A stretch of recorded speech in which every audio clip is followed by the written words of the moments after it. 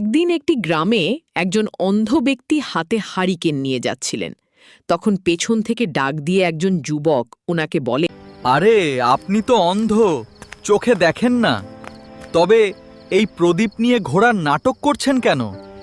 বৃদ্ধ ও অন্ধ ব্যক্তিটি রাগ না করে বলেন, দাদু ভাই, এই প্রদীপটা আমার নিজের দেখার জন্য নয়।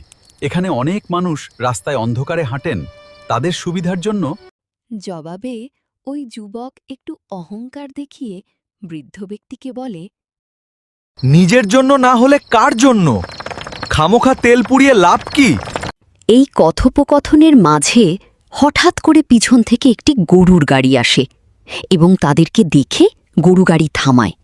ওই যুবক ভয় পেয়ে দৌড় দেয়।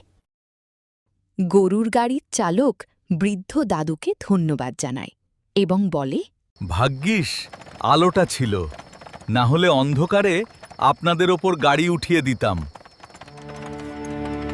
দাদু, আমাকে ক্ষমা করুন, আমি ভেবেছিলাম আপনি বোকা, কিন্তু আসলে আপনিই সবচেয়ে জ্ঞানী। দাদু ভাই, সব সময় মনে রাখবে, অন্যের পথ আলোকিত করলে নিজের পথ কখনো অন্ধকার হয় না।